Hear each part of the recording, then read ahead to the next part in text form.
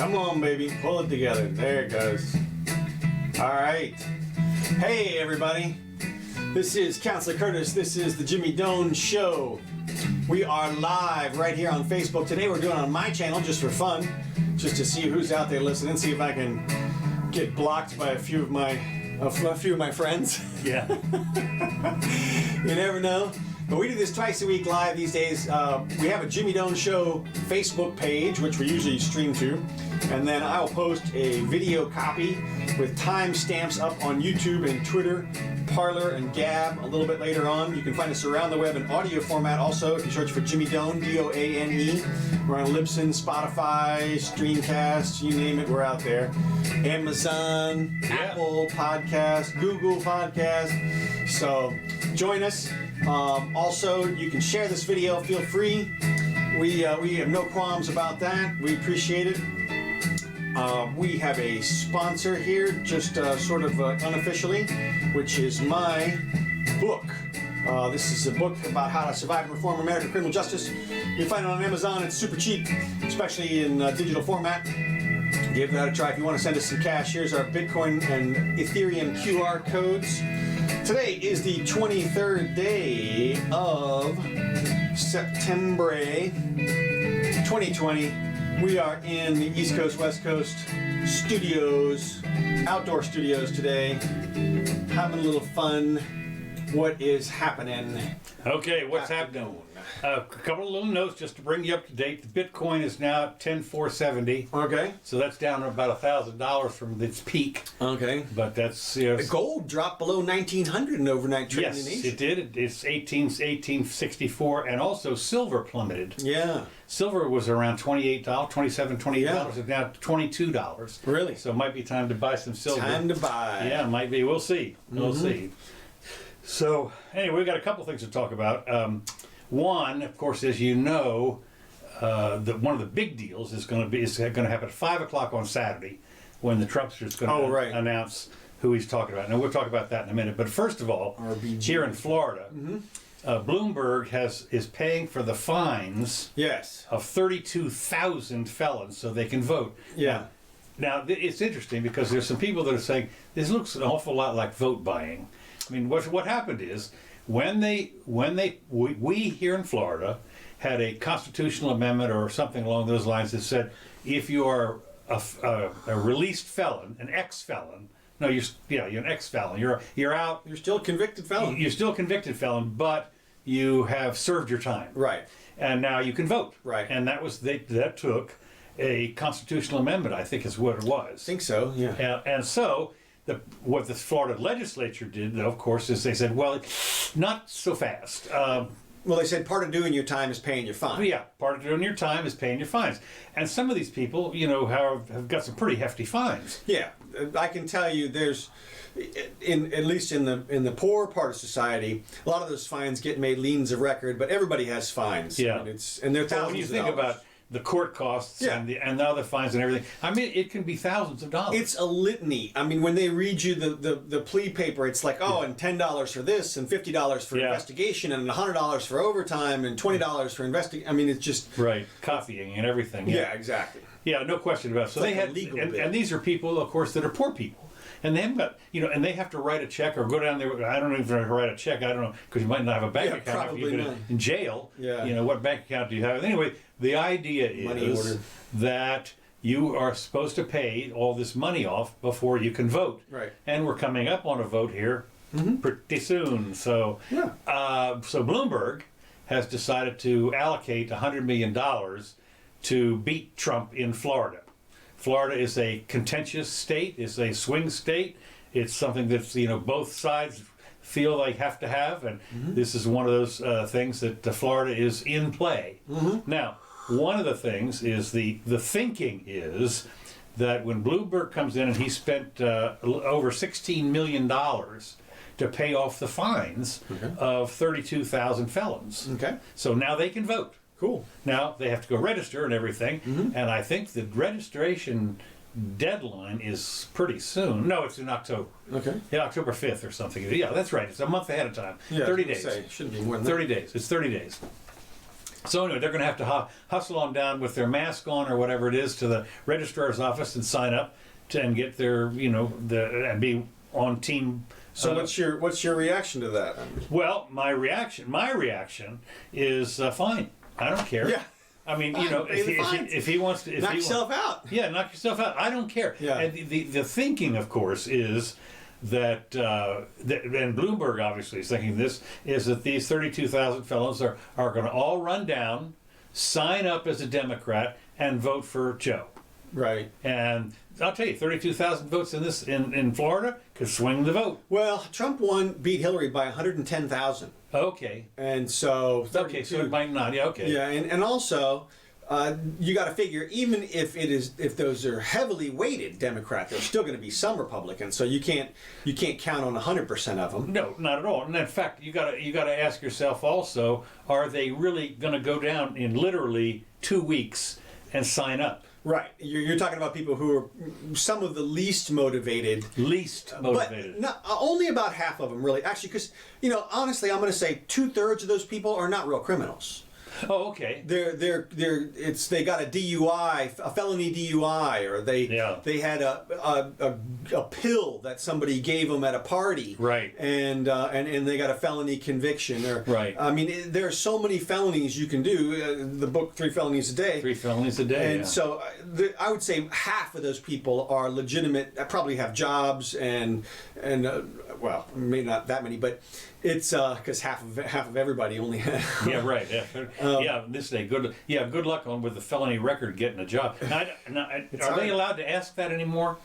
That's a good question. I think you are still, yeah. And they're certainly allowed to look it up. Yeah. And a lot of places require background checks. They even require them for moving into places. Yeah, I know. They always do that. So that's right. So it's a little relief. It's good. It goes along with our sort of Christian legal norms, which is we believe in forgiveness. You did your time. You're done. And therefore you can participate again. And it's a good thing that we let them do that. Now, hopefully some of them, well, I mean, not hopefully, but some of them will probably be appreciative of the Republicans who pushed that measure through. Could be, yeah.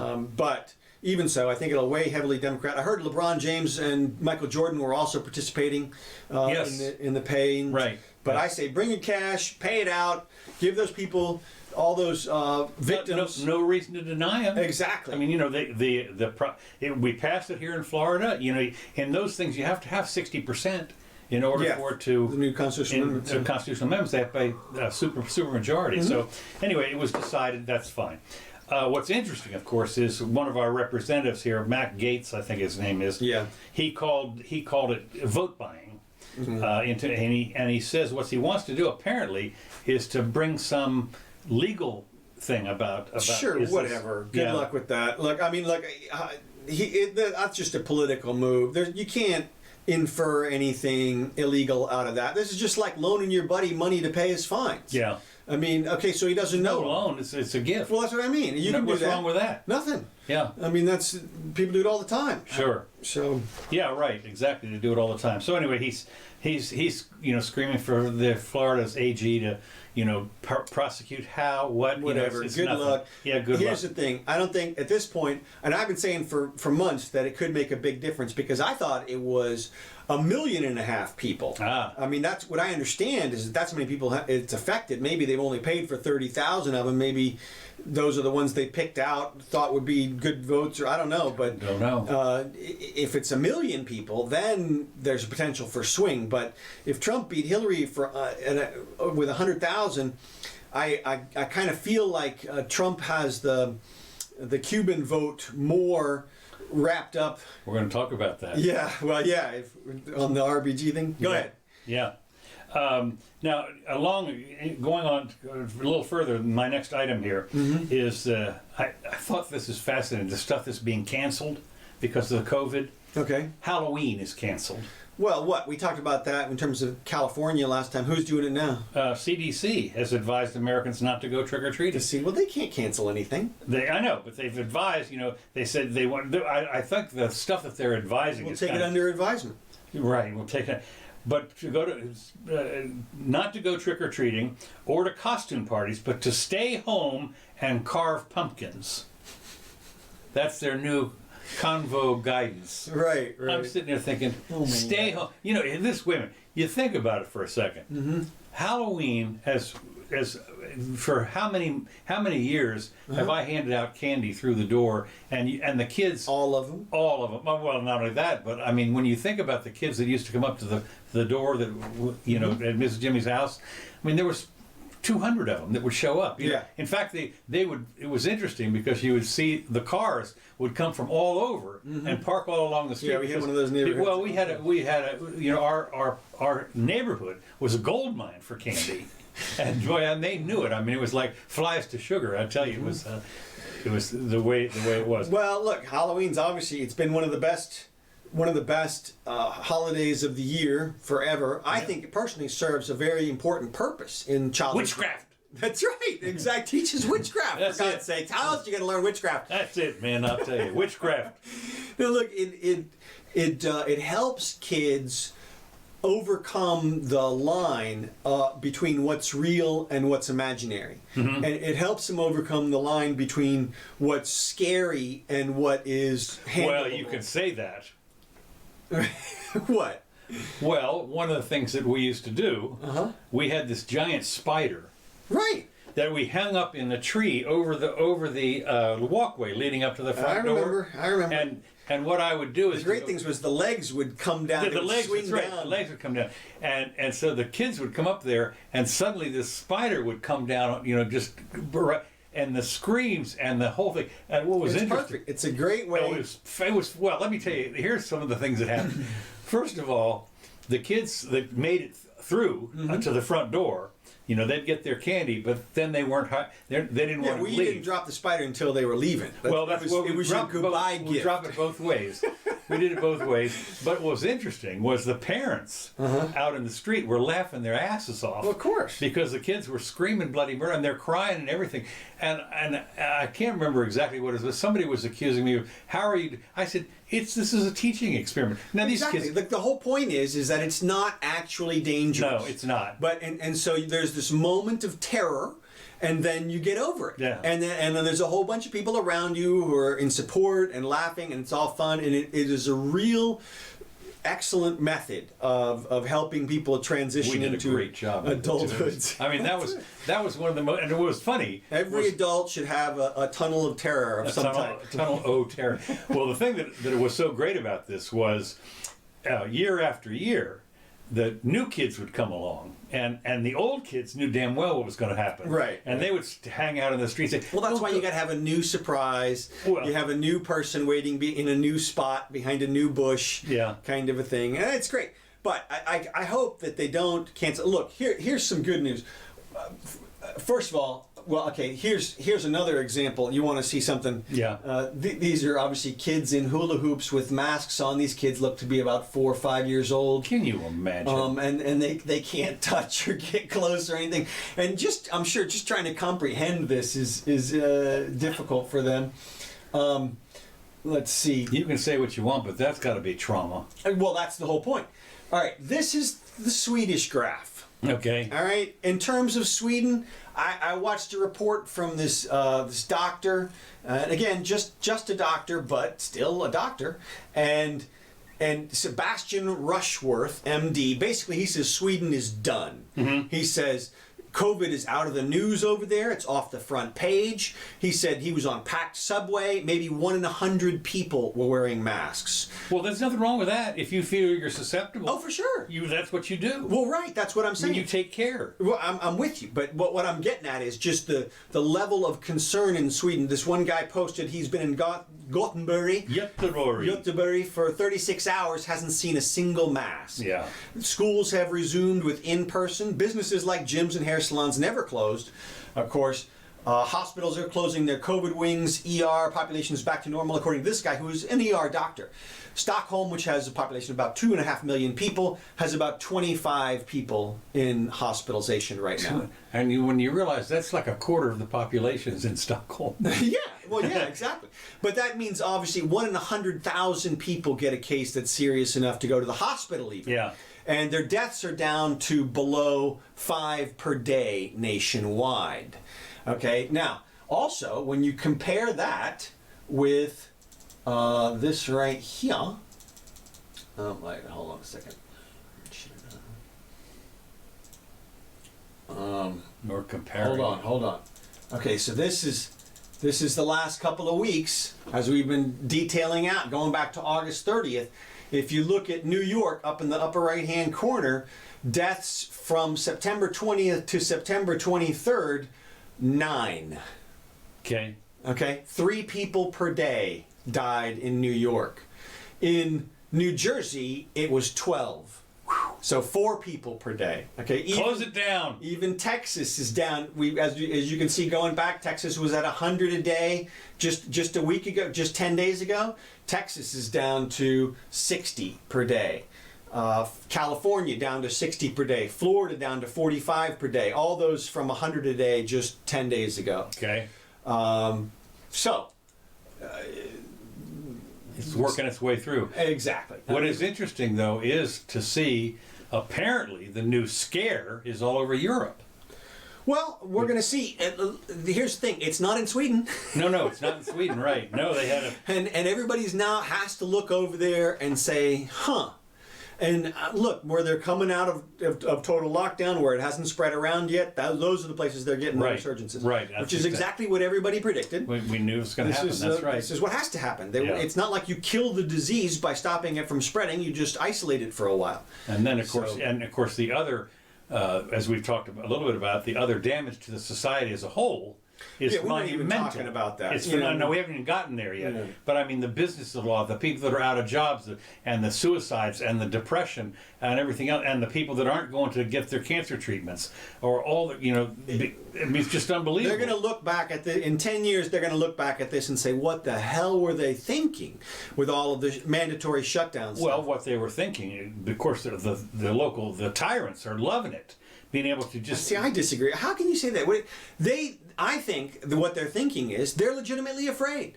They were afraid in the beginning, when it was totally legitimate to be afraid, in the first 2 weeks, and Italy was posting a 10% death rate. Yeah. Okay, then, if that were the case, we'd be looking at 1.5 million deaths or something crazy at this point. But no, that didn't happen. As it turns out, it was way more contagious and way less deadly than everybody thought. Yeah. A lot more people had it and just were asymptomatic. And so after a month or two, everybody should have realized. But I mean, look, we were here. We pointed out there's enough confusion or lack of knowledge for people to make certain calls. But at this point, I think it's becoming pretty clear. I mean, we know about the age differential. Mm-hmm. We know if you're under 50, it's less than the flu. I mean, do you want people to walk around every day wearing masks? All the kids to wear masks at all the schools because of the flu? If the answer is no, then it should be no for COVID as well. And you keep the vulnerable people separate. It's on them, and they keep wrapped up, masked up, or whatever they're going to do, and away from transmitters, and try to get themselves in good condition. Well, the whole thing has been handled so disastrously in so many ways. In what way? Well, the CDC has flopped a couple of times. Well, you would expect that. Look, when we talk about the CDC, it's not just one guy. No, I know. And even if it was one guy, you could flip-flop. Yeah. But look, and then there's different authorities. And Fanucci, didn't he flip-flop on it? Fauci did, yeah, Fauci, he did. Yeah. He did the with the mask thing, and they came out and explained that we were just trying to prevent people from buying them up, or whatever. It doesn't matter. The point is that for a while we were getting science from the scientists, which now has changed, and that is nothing that has to destroy your credibility in the scientists. And then when you compare the WHO with the CDC, with Fauci, with this doctor, with the other doctors in California, you have to take some doctor at their word at some point if you're not a doctor, and so. People, adult Americans should be able to make up their own decisions, is what I'm going with. No, I agree with you. The fact is that I don't want a doctor telling me I have to stay in my house. Well, right. That's he might advise me to or something. Exactly. They can advise all day long. Yeah. We'll take it under advisement. We're going Halloweening. So in Halloween, this is CDC wants to limit face-to-face interaction, and it's recommending a virtual costume contest or having a Halloween movie night with household members. Recommended moderate risk activities include one-way trick-or-treating, which individually wrapped goodie bags are lined up at the edge of a yard or driveway for children to take. So they get to march down the street, I guess, and pick up their bag, as if that's going to happen, right? I mean, as if they're not going to scoop up. I remember one year we had a bucket of candy out there, and there were people out there scooping it up. Yeah, well, that's your bait for the monster, is what you do. Yeah, that's right. That's the true. nice, pretty bowl. It looks gigantic. It's got the Snickers half bars in there. Yeah, it's too good to be true, and it is. And it is. That's right. So anyway, the CDC suggests that families can host an outdoor open-air costume parade with participants standing at least 6 feet apart. They've been screwing up Halloween for decades now, man. Ever since I was a kid, and they did the razor blades and the apple scare or whatever, and then it was nobody can go trick or treating anymore, or nobody can bob for apples. It was like, look, man. So anyway, they let's see. There was something else that they wanted to cancel. Oh, I know. They've already decided here locally, and matter of fact, not alone. There's probably a half a dozen or 10 universities that have decided to cancel spring break, which comes in March. What the hell good does that do? Guess they're worried about people, going to the beach and getting all COVID-y up. I mean, in March, this is okay. They're looking out to March. Okay, this is not even October. Right. October, November, December, January, February. They're looking out 6 months and say we're still going to be COVID lockdown. Right. I'm thinking, no, maybe. And our solution is to shut your vacation down. They are already realigning here locally the calendar to shut down. Does that mean that they're going to hold school during that period? Yes, they are. They are. Yes. They're going Are you kidding me? No, man? no. They've decided to rejigger the calendar, so they're going to add, where you would have that spring break, they're going to add 3 or 4 or 5 days of instruction. I can't wait to hear the psychologists weigh in on this kind of stuff. Like people don't need vacations anymore because they're what? I mean, they're obviously more stressed. We probably should add another break, extend it to 2 weeks. They did say that they're going to make sure that they get off Martin Luther King Day. That's it for spring break. Right. And it's in February, I think, sometime. Yeah.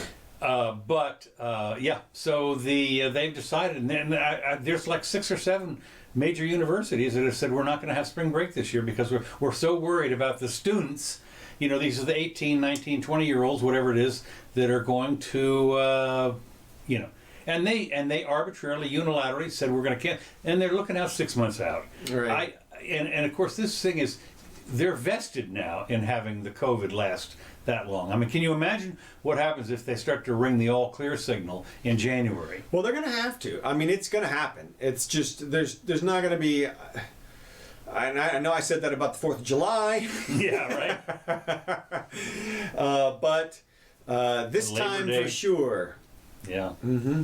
Okay. Well, anyway, that's interesting. So they've decided to cancel. I mean, when they're canceling something that's 6 months out, I think, and they've already canceled something for next summer. I forget what it is. Maybe it's the 4th of July or something. There's something next summer that they've already decided to cancel, and I'm thinking, well, that doesn't help. No, I mean, I'll find out what. Analysis. Now, I did read there was an article about some fellow who's obviously a Biden supporter, and he says his personal analysis was why it could be a Biden blowout in November. Okay. Now, I have said it's going to be a landslide, Trump landslide, absolutely, total landslide, no question about it. But boy, I'll tell you, they are certainly all preparing for everything you can imagine. So it says, if you were to look at the polling right now, there's a pretty clear picture that Biden has leads of somewhere between 5 and 8 points in a number of states that Trump won 4 years ago.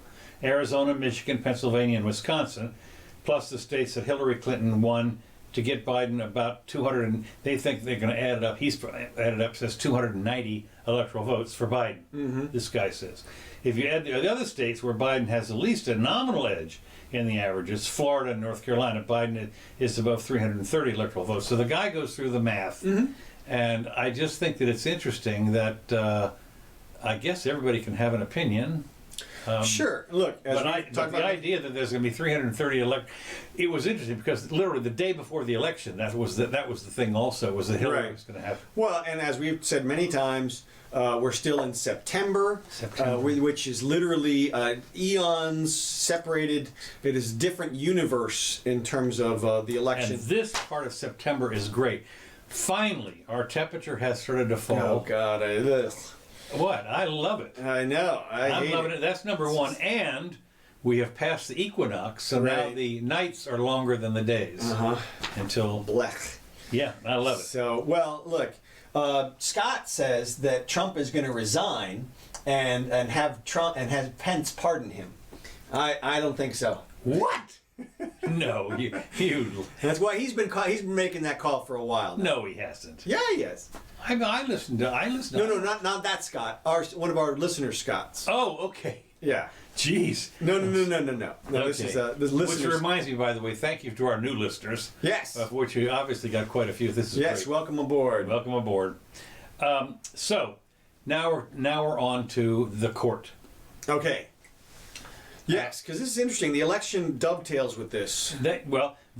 Interesting. This was all going to be the election was all about the COVID, and now the other. Well, it was. I don't know. It's all about the economy, is what it's about. Well, I know, and of course, it is. The economy is one of those things that, when you look at it, well, two things. One is that a lot of people are out of work because of the business. That's bad, and nobody had any control over that. I mean, the fact is that not really. Well, they could have. Yeah. They could have said we're going to Sweden. Right. They could have done that. We're going to Sweden. You're on your own. That's it. And that would have been probably the best. No question. It could have been land of the free. That's what we are, right? Well, you'd think. You would think. Not so much. No. No. The deal is that. Land of the free, I forgot. I was going to say something. The Trump Supreme Court pick. Now it's going to be 5 o'clock Saturday. Is likely to be Amy Coney Barrett or Barbara Lagoa. Now that's apparently the two. I didn't know this, but Mitch has come out with a favorite, and I forget who it is, but it is not one of those two. Okay. Well, yeah. Well, it's almost never who people think it's going to be. Yeah. Even though they make a short list and there'll be somebody at the top, and then they'll pick somebody 3 or 4 down the list. So I don't know. I'm hoping that they go for the Cuban lady. Can you imagine the people but of course it's going to be in the Senate that does it, plus or minus. And there's 53 in the Senate, and of course even if the two ladies recuse apparently themselves. Murkowski's come around now. Oh, is that right? Yeah. Okay. Interesting. So it's only Susan Collins, and Mitt Romney is as well. Yeah, I know Mitt has. He's mentioned. So basically, we got 52 votes. Right. And that's enough. And thank you, Harry Reid, for demolishing for doing the nuclear option. That come back to bite him. Yeah. But I think that one of the things that I'm curious to know is, are they going to have any hearings? Probably not. I mean, I would think you just shut it down. I would think you just call for a vote beforehand. Yeah, we've had the presentation. We'll do an initial vote. If it doesn't pass, then we'll. Well, it's going to pass. Mitch is not going to call for a vote. I'm just saying that's what you announce. You say if there's a problem, we'll. That would be some suicide. No, it is interesting that you're right about this. The Lagoa, who's the Cuban woman, whatever, has an extensive judicial record, and she's a Roman Catholic and of Cuban descent. And Cuban descent is going to I think it's going to preclude a lot of people from attacking her. Well, right. She's a perfect foil for the Republicans, because what are you going to say? What are you going to say? You can't attack her as a minority, as an immigrant, as a woman.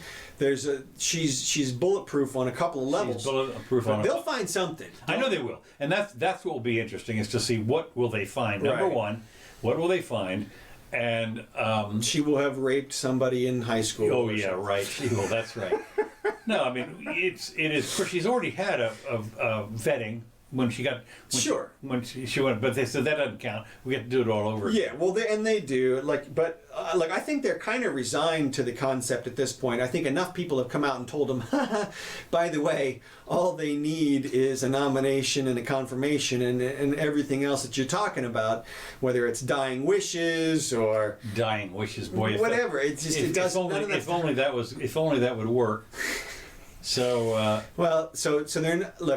so they're going to do that, and now the really interesting concept here is what Scott Adams proposed, which is it at all in the realm of possibility that if the Democrats win both houses and the presidency, that they then decide to pass a Judiciary Act which expands the court from 9 to say 13, and then nominate and confirm 4 new justices to try to give themselves back a majority. Right. What do you think about that in terms of a possibility? Not going to happen. Can't be done. There would be such a hoorah uproar as it was with Roosevelt. That was one of the things the hoorah when Roosevelt initially sort of hinted at that. I mean, the letters kept floating in. I mean, but what powers stop you? I mean, it was only the fact that Roosevelt, by the time Roosevelt got to the end of his term, he had appointed or had a hand in appointing 8 of the 9 justices who were on the court. Yeah. So, I mean, he was there for 16 years or whatever. Yeah. And so, it was already his court. Yeah. That's why, and they started to go along with his stuff at the end. So he backed off on his own. He didn't do it out of any kind of public pressure. I mean, shit, that's the guy who took the gold. There's no public pressure is gonna dissuade them from doing that, I don't think. Okay, well, if you say so, I think there would be enough of, in this day and age. I think there would be enough of a hoorah that they couldn't do. But what would they be worried about? They're already in the Congress at that point. I mean, re-election. Yeah, I mean, well, you realize, remember now the House is every 2 years, whether you elect it or not, and they're all going. And as you know, on November 4th, the race begins for 1/3 of the Senate. Right, yeah, exactly. I mean, 1/3 of the Senate and the entire House. They're all starting to run. November 3rd at 5 p.m. No, midnight. It has to go over to the 4th. Right. But they all gather together at 2 o'clock in the morning on the 4th and say, now that's our campaign strategy. We're here to announce. Here to announce. That's right. Well, and I'm with you in the standpoint of I don't think it would happen, but I think it wouldn't happen because of the lack of certainty in the effort. That is to say, all they can do is appoint some new justices, and then you still got the. Yeah. What are you going to get out of the? Well, that's the other thing is when you think about it, as we've seen so many times before, you can guess on these guys all they want, even with what the ones that they're talking about here, Lagoa and the other whoever it is, Amy something whatever. Right. You don't know. No, you don't know. You don't know. And the problem is that not the problem, but the issue is that the Supreme Court cases are so technical, and at the end of the day, a Democrat or somebody who's left-leaning is not necessarily a loose constructionist. I mean, those two things are not equivalent. You can have a strict constructionist liberal, and you can have a loose constructionist conservative. They just don't match up perfectly. Okay. And so they can pick people that they think would, for example, in Scott's nightmare scenario, they appoint some justices who do not strongly support the Second Amendment. And then they pass some sort of very strict gun control legislation. And the justices the court upholds it. Yeah. Right. But that's asking a lot. I mean, they're totally independent at that point. They're on the court for life. They can do whatever they want. And you would still need, I mean, it's one thing to suggest that that the Second Amendment can be reinterpreted and interpreted loosely to allow a lot of control on the guns, but it's still in the Constitution. Yeah. I mean, it's there. It's standalone by itself. And I mean, they always try to attach it to the militia or whatever, but it's pretty well rooted in there, and there are lots of precedent. I mean, they'd have to overrule several precedents in order to do strict gun control. So I don't think they would get there. I don't think that you can get there even with a liberal court to the extremes that they are threatening. Well, of course, you can always impeach him. Impeach what, the justices? Yeah. Well, yeah, that's one thing they haven't tried yet, I guess. I know they wanted to impeach Earl Warren.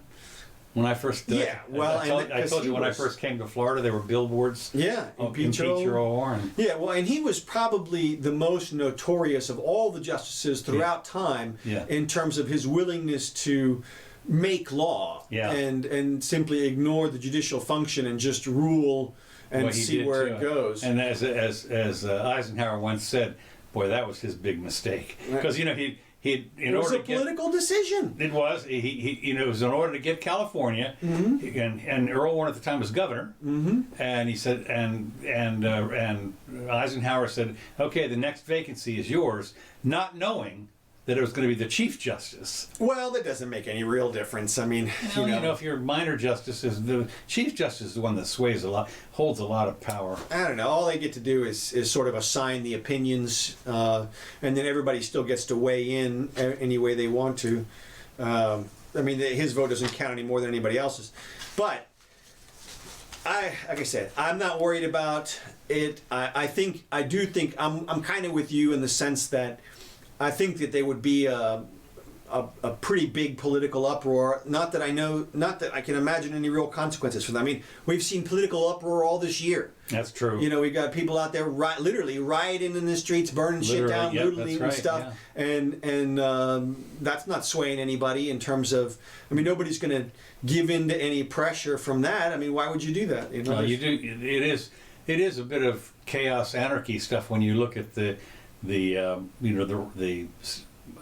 demonstrations in Portland, for instance, 90 days now or something like that. They've gone on every night and stuff like that. Yeah, well, are we on to the demonstrations yet? Because I got a couple of videos that.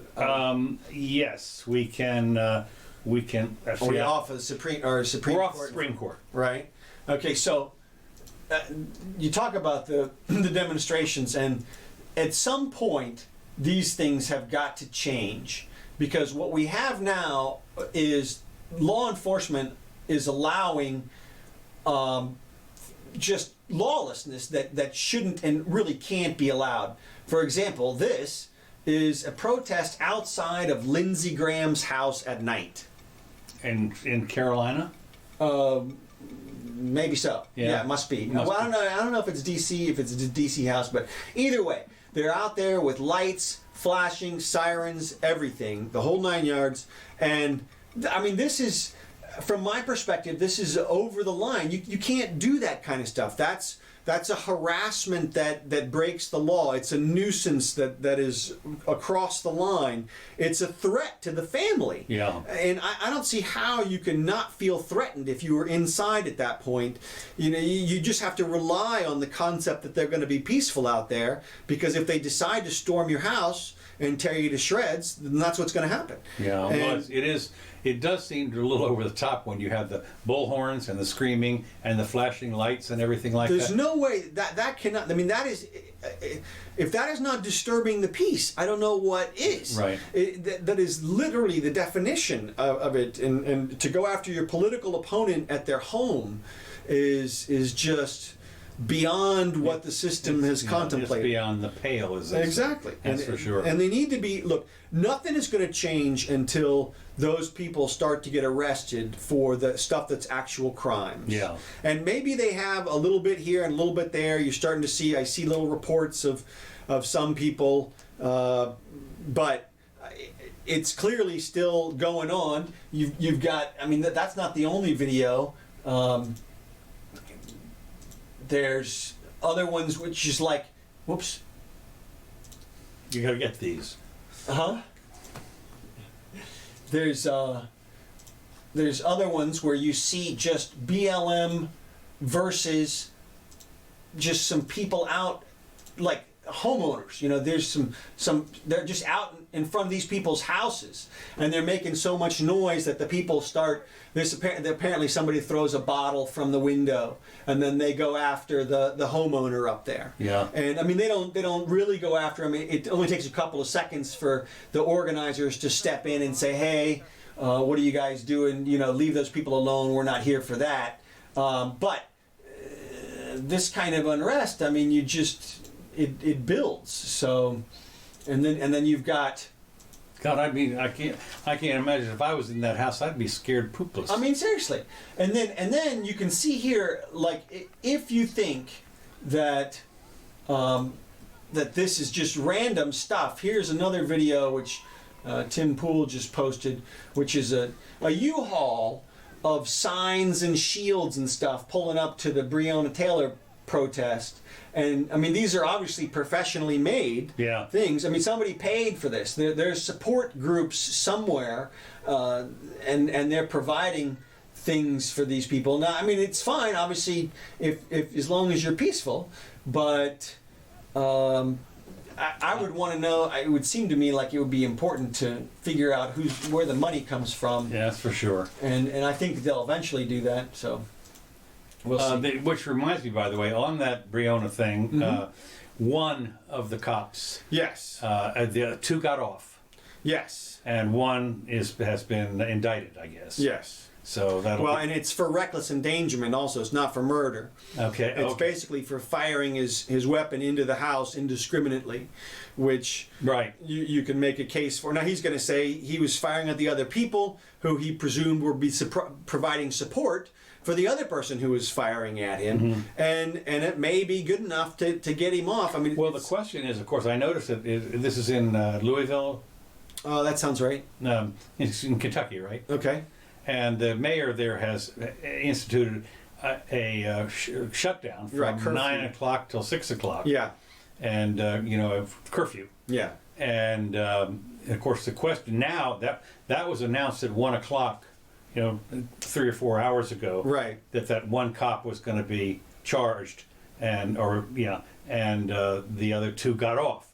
So the question is, what's going to happen tonight? Right. Well, look, I think that they'll probably go out and do some LARPing, protesting, rioting just for fun anyway.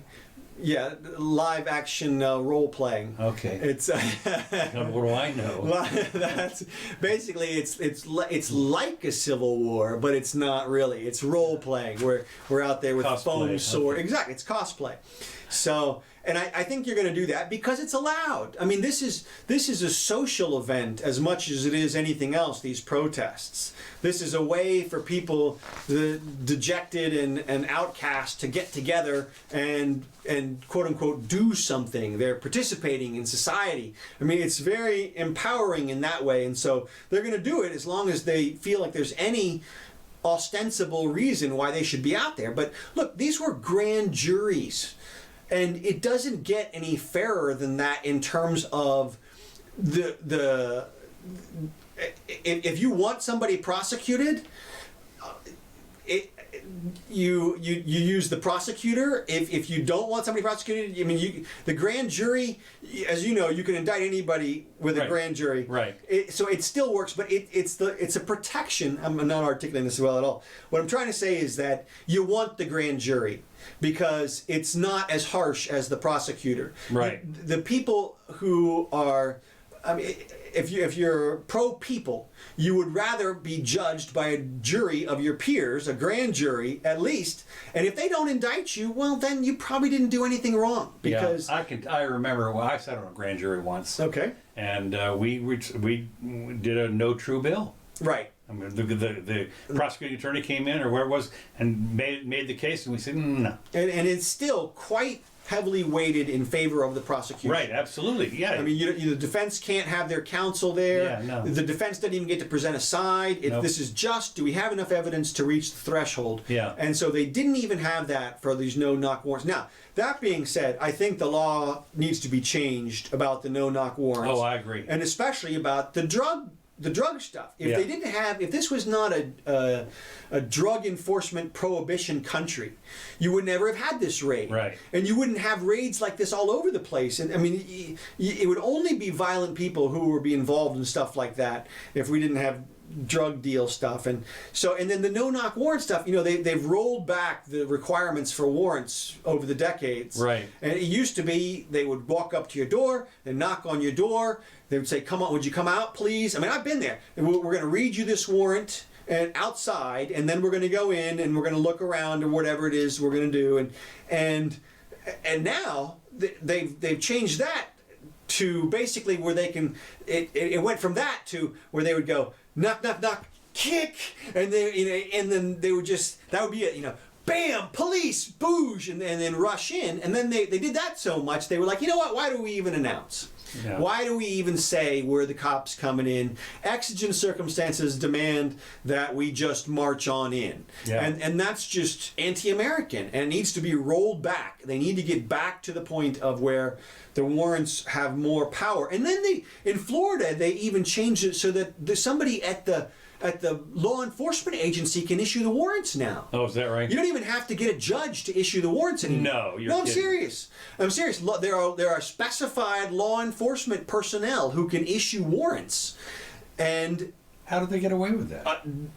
exactly. It's they designate them a magistrate for purposes of this thing, and then they do it. And I've defended people who were indicted on warrants issued by law enforcement. And the problem with that is there's no way to challenge it because it's not in a court yet. And so you can't go and challenge the warrant until the person turns themselves in and does time, basically. You know, I've had a situation where my client had a warrant out, and what we did is we went directly to the court, and we turned ourselves in. I turned him in directly to the court, and then he was immediately released because the court realized this guy is coming to court, and you don't have to worry about him.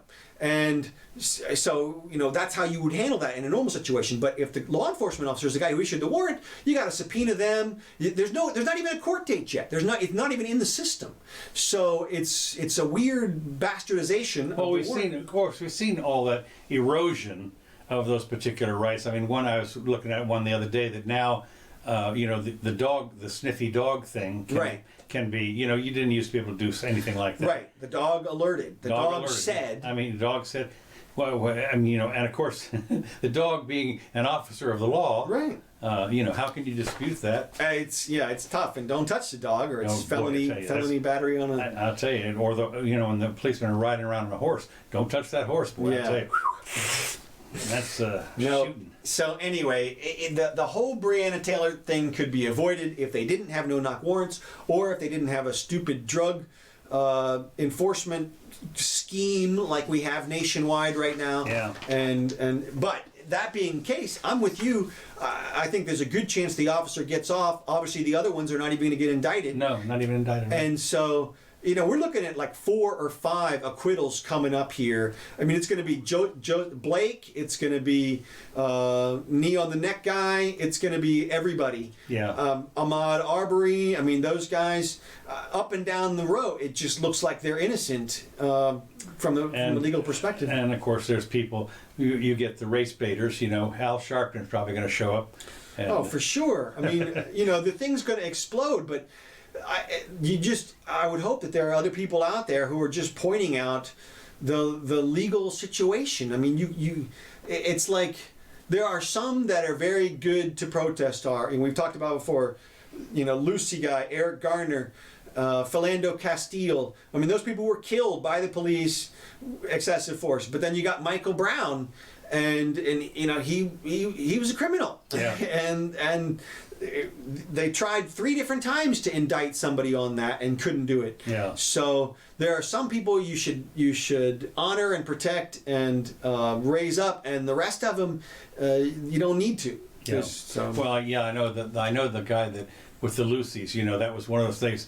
I think they decided that the guy got off. The policeman got off and everything because it was. They decided he didn't. That wasn't what killed him. Yeah, right. That was some other stuff. And of course, the whole thing was, Lucy's. What the hell are you doing there? Yeah, Lucy's. Why are you guys taking down an American citizen because he's trying to make 50 cents here? Jesus. I mean, it's like, it's insanity. Yeah. So. All right.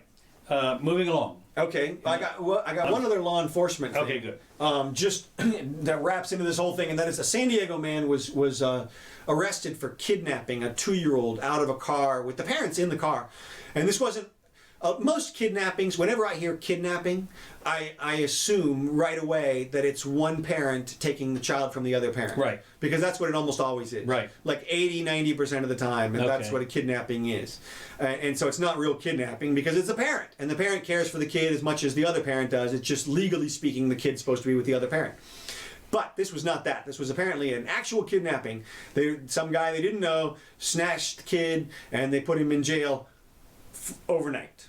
And then they released him the next day on $100,000 bail, and his arraignment is February 21st.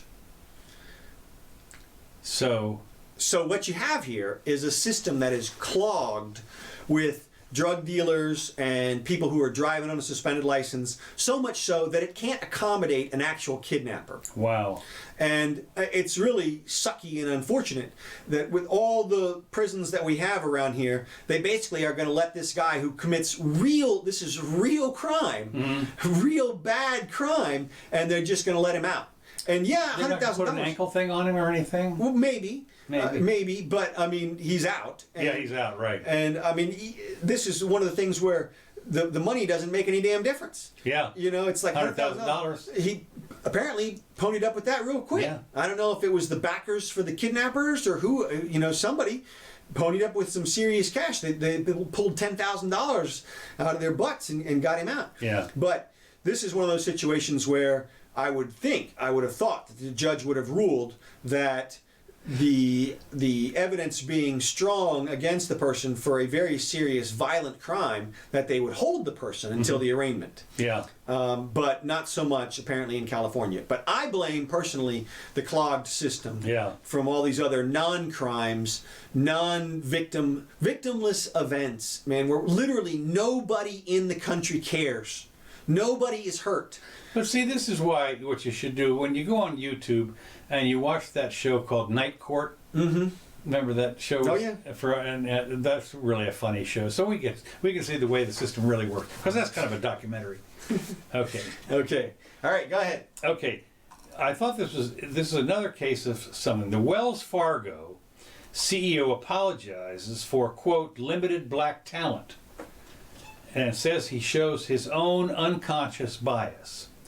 And what he said was this guy, Charles, what's his name, apologized on Wednesday over comments that the bank had trouble meeting diversity goals because the unfortunate reality here is a very limited pool of black talent to recruit from. Ooh, Boy, you shouldn't have said that. Ooh, you got that right.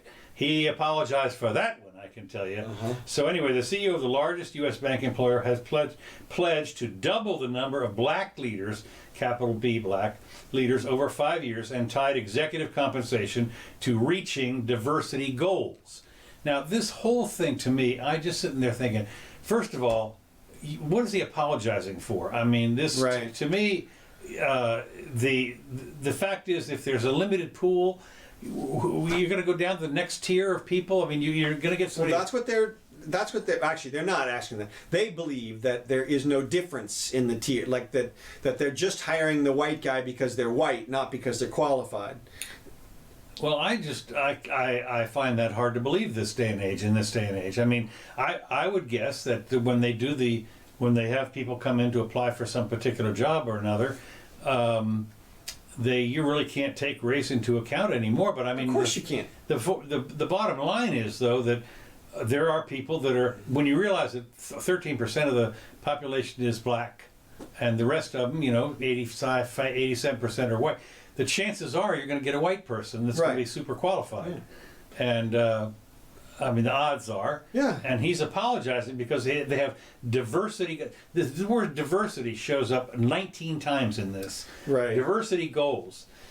He's also requiring hiring managers to consider diverse candidates for high-paying roles that are vacant to ensure diversity on interview teams. And in longer statements, Scharf went further, apologizing for making an insensitive comment, reflecting my own unconscious bias. I'm sitting there thinking, shut up. Well, hey, it gets worse than that. This, along the same lines, you saw what happened in Princeton this week? No.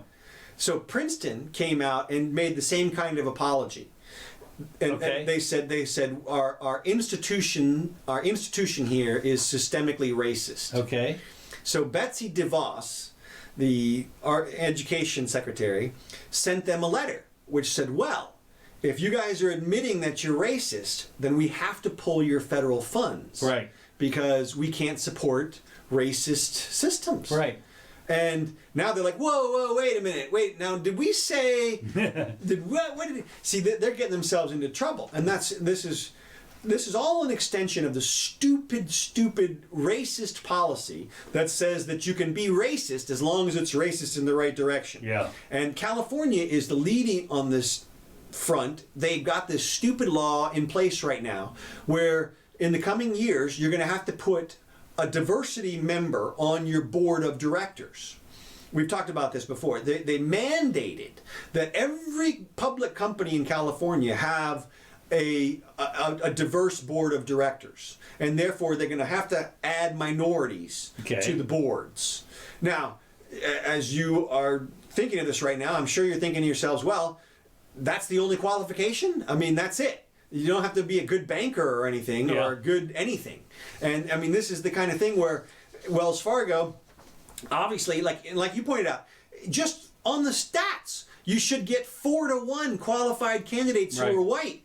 And so you're going to pick the 1 versus the 4. I mean, the odds are, if they're all even, it's a much better chance that you're going to pick a white person. But this is just further down that road. We're going to be racist to undo the racism. That's the key in a nutshell. You hit the nail on the head. We're going to be racist. And this all came with affirmative action 30, 40 years ago. Exactly. I mean, this is, we're going to be racist to undo racism. Well, you can't, That doesn't work. It doesn't work. And they people talk about the starting line and stuff, and if we could just get everybody to the same starting line, that's the whole point. You will never ever in the history of the universe get to a point of where you consider all the people to be equal. Yeah. But you don't have to, because there's good news. The good news is that we can see just from a company like Amazon that you can go from living in your parents' garage to being the wealthiest person on the planet in one lifetime. Mm-hmm. And so it doesn't matter if you start with 0, because all you need is one lifetime. Even facing all of the hills and obstacles and racism and everything, you just need one lifetime. You're Barack Obama. You can get to be the president. You can get to be a Supreme Court justice. You can get to be anything in one lifetime. That's all the time you need. So it doesn't matter if there's obstacles in your way. And so it's unfortunate that the starting line is basically when you're born. Yeah. You got nothing. You don't even have a brain at that point. Basically, you have genetics, and you need to implant stuff in there, and then you educate yourself, and then you can trade all that for everything on the planet. Well, what's interesting, I see, of course, is I was reading something the other day. This had to do with Bill Gates. They're talking about the Bill Gates millionaires, all the millionaires he's created. Right. And then in Amazon, how many people are working from home doing shopping? And they must have 1,000 or 2 or 3, 5,000 stores on Amazon. Sure. That's your own store. Yeah. I mean, and you're making a living, for God's sakes. Yeah. I mean, you think about the people that are being, whether you like whatever they do, you hear the horrible things about how in the fulfillment centers, this, that, other thing, this person has dropped dead practically from working around or whatever. Maybe not.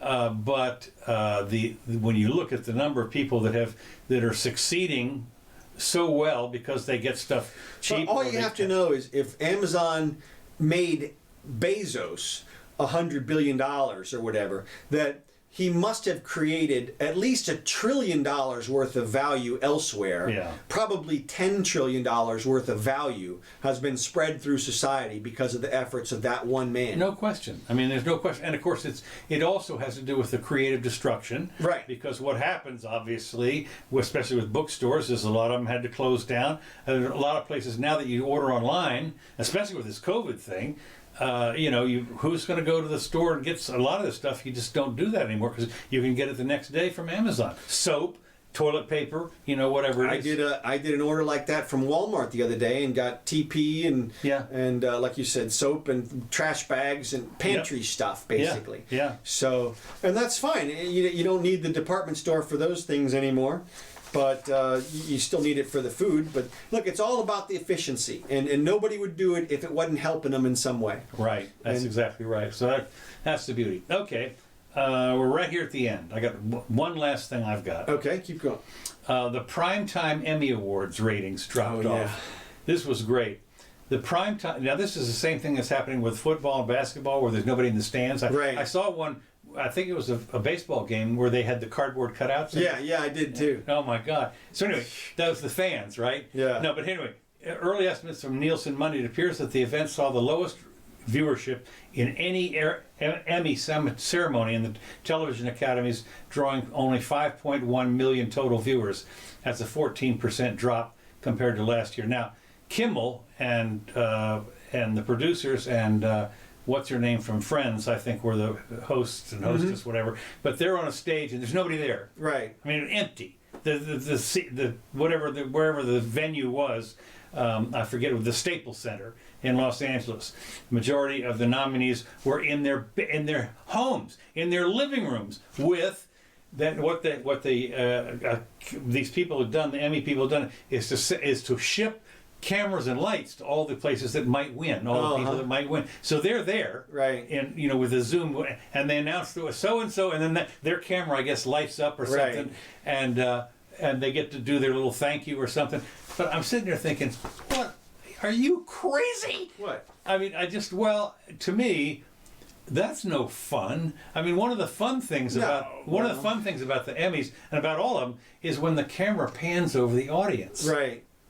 No audience, no panning. You just get to see De Niro or somebody, whoever it is, and so these are TV people. So you get to see somebody and they're sitting there in the chair. Yeah. And they're a winner. Thank you. I'd like to say thank you. And where is my thing?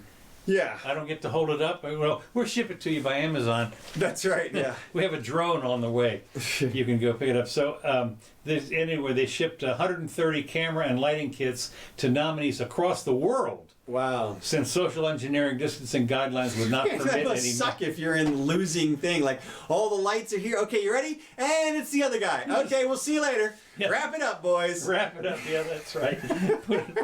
That's it. The lights don't come on for you. Yeah. Well, I mean, I'm a huge Hollywood fan. I love the Emmys and the Oscars and those kinds of things. But But this year it got so bad. I mean, I just watched a little bit of the highlights of the Emmys. Yeah.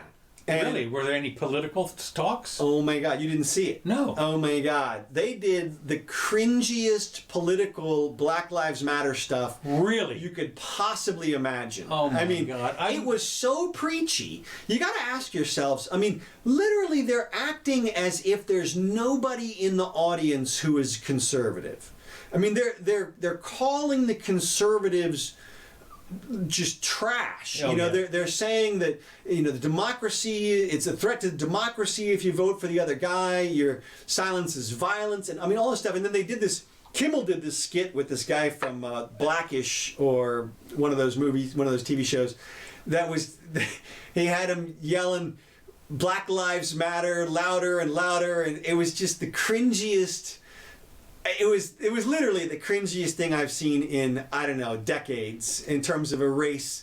This was some sort of attempt at a reconciliation between the races, and it was the opposite of that. The opposite, right. It was literally the opposite of that. It was the black guy is asking the white guy to scream Black Lives Matter, and then he says it, and he's like, louder, louder, say it so Mike Pence can hear you, louder, louder. It was just, like I said, it was like, but, so... Hey, one reap, one sow. You get to do what you think people will like. Well, it is kind of interesting in a way, because when you had the stadium, when they had the venue all filled up with your compadres who were all that way, they can cheer and clap and everything. Right. But if you have no audience, it was silent. It was like a lot of people were like, "This is supposed to be comedy. Is just what what are you all trying to do here?" And it was, like I said, no laugh track, no nothing. No. I mean, it was horrible. I mean, you had to just go, okay, all right, look the other way. Okay, all right, don't look. Cringeworthy. I love it. Yeah, it was terrible. Okay. But and you talk about the words that they use. You know, Schumer is up there. I mean, even Schumer is up there saying that the Republicans stole the last nominee to the Supreme Court, and they're going to steal this one through the nomination and confirmation process. I mean, those are the wrong words. I mean, that's a lie. Nobody's stealing anything, and it's.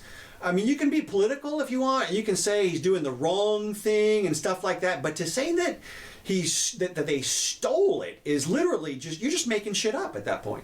Well, the fact is, they played in the rules. That's what I'm saying. The rules are there. Right. You don't like it? I mean, oh, you may not like the way they did the rules, or what, like when they did with Garland or whatever his name. Yeah. You know, there were some things on that. The Biden rule or whatever it was had two parts to it, and one of them is different.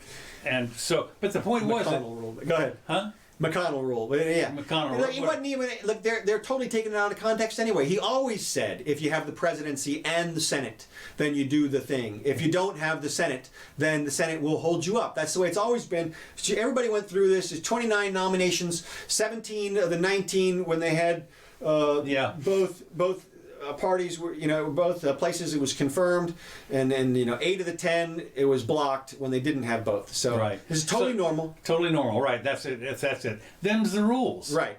And to sit there when you look at people like Chucky and those people come out whining about it, you think, Look, I don't mind if you whine. I don't mind if you say it's wrong. I don't mind if you say that he shouldn't do it. You don't want him to do it. That you think he should pick somebody else. But when you say that they stole it, you're telling people a lie. You're telling people Right. that they did something that's illegal, that everybody recognizes as illegal. it's one of the commandments. And that's what I'm saying. Not supposed That's to what you're steal. saying. Yeah. And so it's inappropriate. That's just wrong. So, and they're talking about the Democrats or the Republicans destroying the institutions by doing that. It's like, what the hell are you talking about? It's like you said, it's by Well, the rules. everybody looks at the Democrats and Republicans, like I say, as one homogeneous, all think alike type stuff, which is not true at all, of course. Right. No, it's not. I don't like you because you're a Republican. What'd I do to you? Right. Well, that's what you call prejudice. Yeah. Racist. Well, it's at least prejudice anyway. Yeah. All right. All right. I guess that's about it. Oh, I got one other thing here. Okay. And that is, did you see Gavin Newsom single-handedly solved California pollution problem today? No. Yeah. With the stroke of a pen, he issued an executive order, and he wanted to provide options for people in California. So he mandated that the cars sold in California after 2035 must all be electric. Mm-hmm. So, What? But he's going to be dead.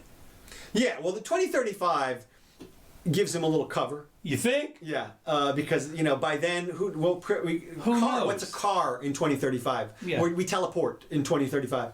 But The Jetsons. that's it. I mean, does that include flying cars? I mean, what So, but it's interesting to me that he issued an executive order first of all, and that his idea of providing an option to people is to ban the other option. Yeah.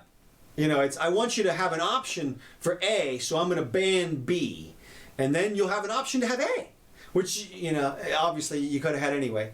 So, but all right, that's all I got. Okay. So, all right. Thanks for tuning in here, Yes. everybody. Troops.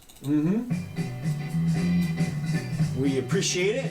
Thank you, Kevin MacLeod, for these tracks. Here's his copyright info. You guys can go rip these off. He's got some great tracks, which you can play on your podcast for free. So, join us in a few days on the 20th. We'll know by Seven. Sunday who the nominee is. Yeah, probably so. So tune in Sunday. By God, we'll talk about the nominee Yeah. for the Supreme Court. Yep. This has been the Jimmy Doane Show. We'll see you soon.